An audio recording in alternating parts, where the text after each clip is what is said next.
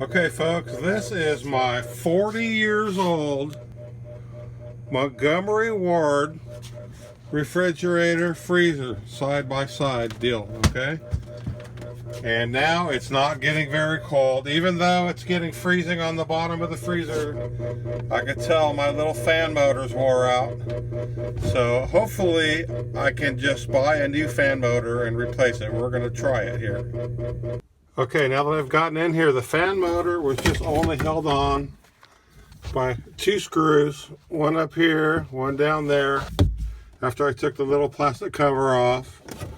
And it's just 3 wires, looks like a hot and a common and a ground on there. So I'm just going to unplug those. I'm going to head down to the appliance store and see what I could get. Okay, I went to the appliance store. I took this motor out, of course, and they sent me a universal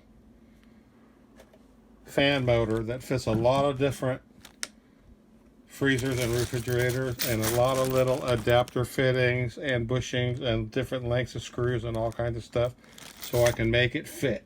Okay, so what I need to do here mainly is the darn, as you see, the motor and the bracket has spacers on it there, which I'm going to have to find some the right length to put there. And also the shaft on this new one is a tiny shaft, and this is a larger diameter shaft. But I think there's the right size bushings in here to change it over, so let's see what we can do with this thing and wish me luck. Okay, there's our old motor all stripped down, and actually it was a lot simpler than I figured it was going to be.